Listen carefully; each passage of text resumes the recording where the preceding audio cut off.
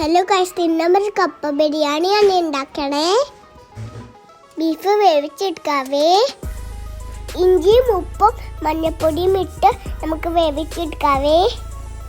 നമ്മുടെ കപ്പ റെഡി ആയിട്ടുണ്ട് ഗൈസ്. കറി ഒന്ന് മുറിപ്പിച്ചെടുക്കാവേ. ഇഞ്ചി വെളുത്തുള്ളി മസാലകളൊക്കെ ആഡ് ചെയ്ത് വേവിച്ചെടുക്കാണേ. മസാലകളെല്ലാം മൂത്ത് കഴിയുമ്പോൾ നമ്മുടെ വേവിച്ച് വെച്ചേക്കുന്ന ബീഫെല്ലാം ആഡ് ചെയ്യാവേ. ബീഫൊന്ന് റെഡിയായി കഴിയുമ്പോൾ നമുക്ക് നമ്മുടെ കപ്പയും കൂടി ഇടാവേ. രണ്ടും കൂടി ഒന്ന് ഇളക്കി കൊടുക്കാവേ. ഗൈസ്, നമ്മുടെ കപ്പ ബിരിയാണി റെഡിയായി ഗൈസ്. നിങ്ങളുടെ നാട്ടിൽ ഇതിന് എന്താ പേര് പറയണേന്ന് ചോദിച്ച് കമൻറ്റ് ചെയ്യണേ.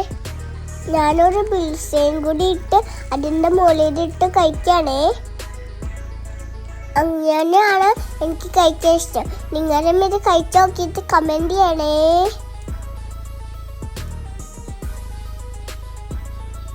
നല്ല യാമി ടേസ്റ്റാണ് ഗൈസ്.